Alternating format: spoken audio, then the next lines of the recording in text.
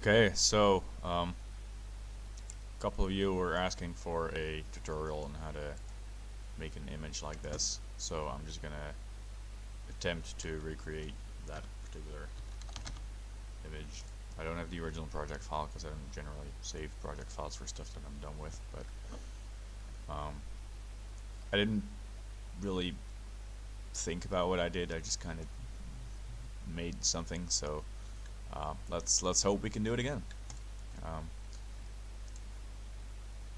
Let's open up the original picture, which that's this one. Here we go. Okay, so this is the picture I started with. I think the first thing I did, or what I would do if I were to recreate this, copy the layer. I'm using Control J to copy the layer. I'm going to go into Quick Mask using the Q button. I'm going to pick a medium-sized brush with put the hardness around 80. See, I got my flow at 2, by the way, which is see, the great thing about the Quick Mask is, well, it lets you mask quickly. I know that might come as a shock here, but as you might notice, I'm not really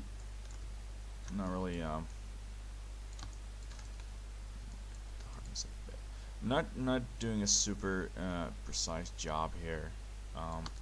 It's not really necessary for what I'm going to attempt here, and we're going to clean up the edge later on anyway. So right now I'm just kind of doing a rough outline. Another great thing about the Quick Mask is you can just use normal tools. You can just use the eraser tool here to clean up some of your mistakes.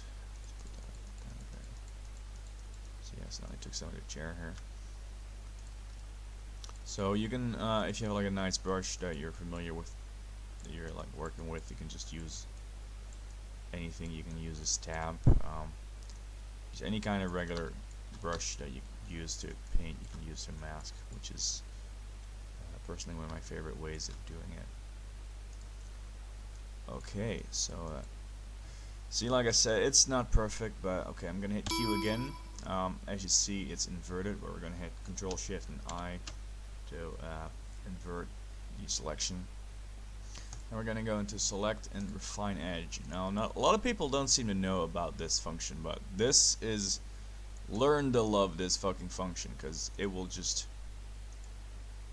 make everything so much better. Okay, that's kind of bursting out. We're going to give it a 1 pixel feather. Starting up to 5 is quite a high definition image here.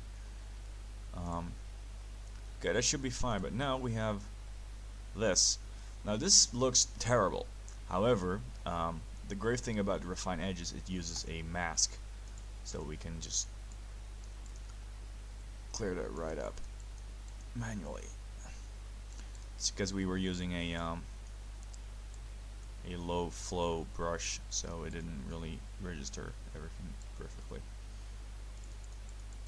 Alright, so this will do, by the way, enabling or disabling a single layer. You just hold the Alt key and you press the layer you want to single out. Right then, let me look at the original image here. Okay, so first off, did I do that before or after? I'm retracing my own steps here. Okay, it looks like I did the pixelate before, so we're gonna do that. Yeah. Okay, so first off, we're gonna do a need to select our actual layer. We're gonna do a what's it called again? Where are you? Gradient map. There we go. Went with, no, that's not the one. Went with this one. Just standard settings. You can see it's pretty much identical. Just gives it a nice little 80s look there. Yeah, it'll work. We're gonna tweak the brightness. Use the exposure tool because it gives you 3 really powerful tools here. You got your gamma correction over here, and you got your offset, so you can really make it pop, and then you got your standard exposure here. There you go. so I don't have my. There we go. That's nice. And now we're gonna go. Actually, let's make that pop a bit more. This bit. You really want like a little vibrant. We're gonna pixelate. We're gonna go into mosaic.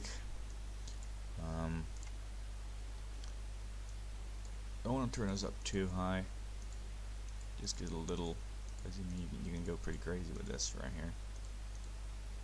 But this is also the reason that I didn't really go put a lot of effort into singling out all of the hairs and such with the selection, because we're gonna pixelate it. Those details are just gonna go away anyway. Alright, so now what I did, as you can see, I put like a little neon thing going over here. This was all done manually. I just grabbed the line tool, put it on a new layer, went with pixels here, and then I just went, just traced everything out here. Oh, damn it! Set new layer. Now, this is pretty much invisible. So what we're going to do is we're going to go to stroke here. I'm going to make the stroke itself white, and then I'm going to give it an outer glow, like a kind of bluish kind of glow on it. And it'll really give it like the nice kind of neon sci-fi feel to it, you know. Okay, so now we got that set out. We can. My thing will cooperate. That is. There we go. You could make this, if you're going to do a lot of this, you can set up a vanishing point using the vanishing point tool, because that'll. I'll give it a quick show here. What that does is it. Oh, fucked it up there. Way to go. It allows you to take one part of a perspective of an image like this, and then when you apply it, it'll automatically keep everything in sync with that thing. But we're not. That's kind of advanced. We don't really need to do that here. At least I'm not going to show you that today. Just going to kind of trace some stuff here. Not going to do quite as much as I did in the other image I originally did, but you kind of get the idea here. We can trace around some of the edges, give a little Tron 80's vibe right here. Well, let's see this image. See, right now this is all just going over, but because we have this guy going on, we can just drag it up there and boom, there you go. Now, as you can see, the background was quite dark to really make the neons pop over here. So we're going to re-enable our copy layer here. We're going to go back into exposure. We're going to darken that center of the gun up. Maybe turn on a little offset. See, then we get a really nice little dark kind of, yeah, background deal type thing. Oh yeah, got a little thing going on here. Another layer for that, and how did I do that actually? I think I did that with a custom gradient. So let's just do that. Okay, just make this a solid layer. Blending options, gradient overlay. I think I went with use. Oh, never mind. I see already. Okay. Kind of retracing my steps here. I'm just like looking like, hey, how would I do this? Because like I said, I kind of did it all on a whim. We're going to do the gradient tool. Just what kind of gradient did I use there? The purple. I think I actually used this one. Yeah, it seems about right. Okay, so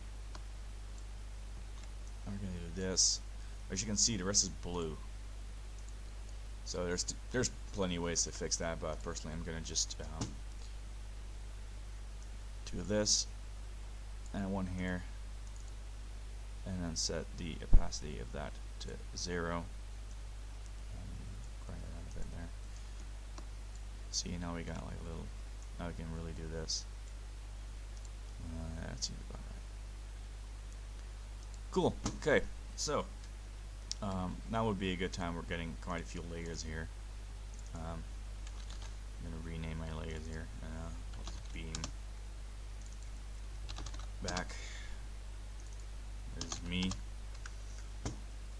You don't really need to do this if you have like 4 or 5 layers, but when projects do get a little bigger, it's always a convenience to have your layers properly named. So I do recommend doing that. Right then, what else do we have? I think I just splotched some random like blue bits over here. Maybe put a little blending options on there. Oh, let's be like a nice blue here. Okay, that'll work. And let's just get a little, you know, maybe multiply here. It's a bit too soft light, maybe. That'll work. Pops a bit more here, but you know, you get the idea. Like I said, this is a lot of personal experimentation that you need to do. Alright, so now the thing you've all been waiting for, which I'm assuming is the text. Now, this, I mean, I actually still have the original font. That's nice. Okay, so did I capitalize that? Yeah, I did. Of course I did. That doesn't seem like quite the right font. This is Animo. Let me see. I just googled for like a random 70s font, like 80s sci-fi font, and just went with it. Let's see if I can still find it. I think it was like, no, that was the 30s font. Hold on. Oh, there goes my IKEA guide. That's nice. Oh yeah, operational amplifier, which is kind of a interesting thing here. I'm not gonna go hugely over this, but it's mostly just blending options. I went with a gradient overlay. Just pick the standard. I think I picked the standard copper one. Did that align with the layer? No, maybe. Let's see. Yeah, kind of like this. Kind of align the top of this like that. Yeah, see, that's pretty much identical. Gave it a little drop shadow. I put the sizes. Let's see how it is. Oh yeah, distance, and then no, distance was like this, and then the spread. No, yeah, there we go. Okay, so what was my lighting here? Yeah, okay, pretty much the same. Give it a little outer glow, maybe. Like, kind of give it that.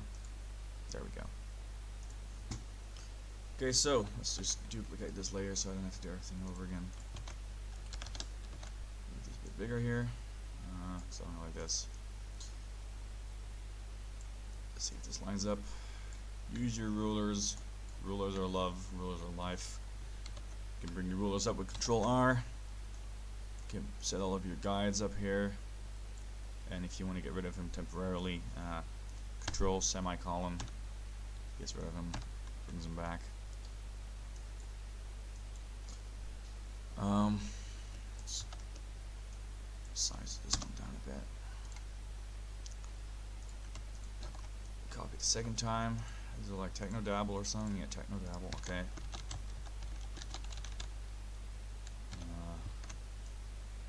Bring it down a bit as well. A bit bigger.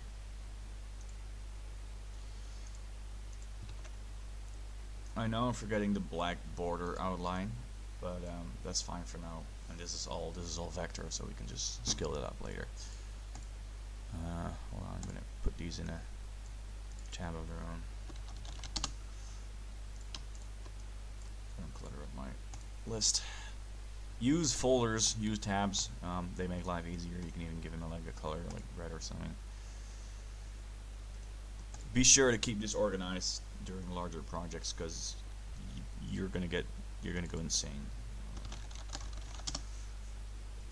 Like stuff like this is pretty obvious in little preview icon. You know, you see what's going on. But like neon, if this was like just like layer 78, you're gonna be like, what the hell is this? So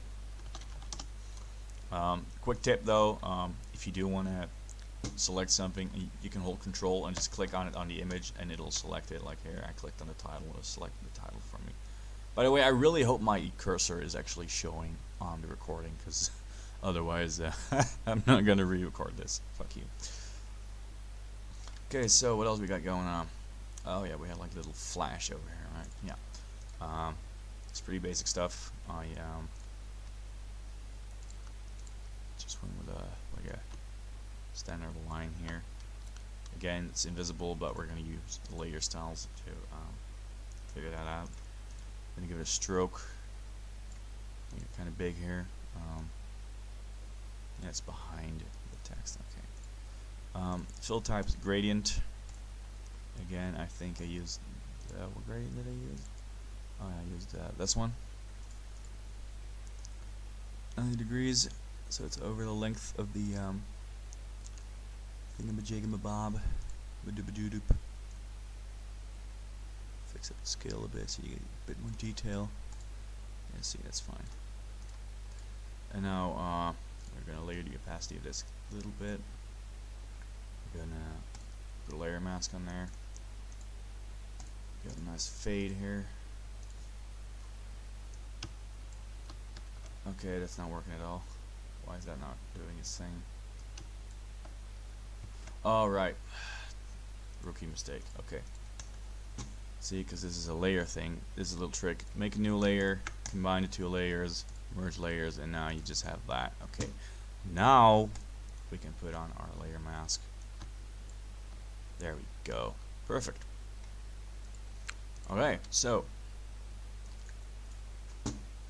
as you can see, this is all quite sharp. Actually, let me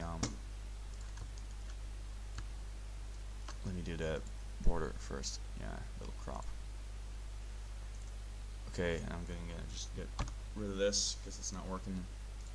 I'm gonna make a new fill layer, solid color. Just make it a black. There we go. I just made a really basic, like white box around this. Nothing too crazy. I'm going to use a shape for this. Fill is set, stroke is set. Just kind of trace around that. Nothing spectacular here. Again, I generally don't set the stroke into shape. I like to use the layer styles because they just make it a bit easier to control it on the fly. See, okay, that should work. It's not quite identical, but just kind of tweak that until you like it. I'm going to keep it like this for now. Okay, now the great thing is we took our title, so we can just, oh, actually let me put this in there as well. See, now we just have this as a solid thing. We can take this, scale it up, as that position, something like that. That should work. VHS logo, yeah, you can just download that. I'm not gonna put it in here. It's nothing fancy. Just kind of put it in there to give it a little 80s feel. Next is what you've all been waiting for, because this doesn't look retro at all. I mean, it has a retro feel, but you know, it's nothing. It doesn't have like a little grainy, blurry, soft kind of thing going on. There's multiple ways to do this. Normally for my own things, I would do the easy way. I would do Control A, Control Shift, copy, Control Paste, and now I just have a single standard issue, complete carbon copy of everything I've done. have no layers involved, and I can just go blur, Gaussian blur, blur it up a bit, noise, add noise, go for uniform. You can do monochromatic, you can not do monochromatic, it's up to yourself really. And then afterwards, well, I mean, this is already pretty close to what I had going on here. You can kind of tweak those. However, for the sake of doing a proper tutorial, we're not going to do that. I'm going to show you how to do it non-destructively, because non-destructive editing is something I will always tell everyone they need to do. So if I'm going to do a tutorial, I will show you how to do that. So everything we got here, I'm going to select everything. We're going to do convert to smart object. We're going to put the entire project into this one thing called title, apparently. Because the thing is, now it's a smart object, which means that we can put a blur on here. And if later I want to edit that blur, I can do that. I can blur it less, I can blur it more. I got full control over that blur at any point in my project. Which is, a lot of people think that once you apply a filter, it's done. Yeah, no. There are many ways, and smart objects are the way to go with that. We're going to add a noise filter here. See, and the thing is, I can even choose the way in which it applies my filters. I can. It's just okay. And now it's going to tell me that's going to disable the other filters. I can add more noise. I can add no noise. It's smart objects. Learn to love them. Learn to work with them. And the thing is, if I want to edit, like if I see, hey, I made a spelling mistake here, I'm going to go into edit contents. It's going to open up a second document with all my original things in here. I can turn this into 6. I'm going to hit Control S for save. I'm going to go in here and watch this. Boom! With all my filters, everything is still updated. I can still edit all of my stuff. It's how it's done. Okay, this is how you do it. Smart objects, smart filters. Work with them. Learn to love them. Now, what I'm going to do, another part of non-destructive editing is adjustment layers. I'm going to go with a photo filter here, and got to get a kind of more of a washed out look. Give you a quick tip here. Photo filters, they listen to clipping masks. So if, for instance, you have only part of an image that you want to apply it to, you can use that. Just put a clipping mask on there, and then if you want to change the hue or the anything, saturation, exposure, anything, you can apply that to a single layer. However, we're going to just apply it to everything here and give it a bit more of a washed out look. Honestly, I think we're pretty much done here. I'm actually going to pixelate my picture a little bit more. I could have done that with smart filters as well, but repeated pixelation isn't that big of an issue. Kind of gives a neat effect. It kind of makes it stack. Yeah, that'll work. Again, I'm gonna hit Control S. I'm gonna wait here while it updates. There we go. Keep in mind the smart filters. These are live filters, which means that the final render is gonna look nicer than what you're seeing here. Like if I apply the smart filters, they're gonna look like the actual filters. They're kind of like a easy to work with but shittier version right now. So yeah, I think that pretty much covers it. I'm gonna apply these. I'm gonna rasterize layers, and for some reason it didn't apply my filters properly, but whatever, you get the idea. I'm actually gonna pixelate these up. Oh, I see what happened. Let's just pixelate these a whole lot. see what happens. There we go.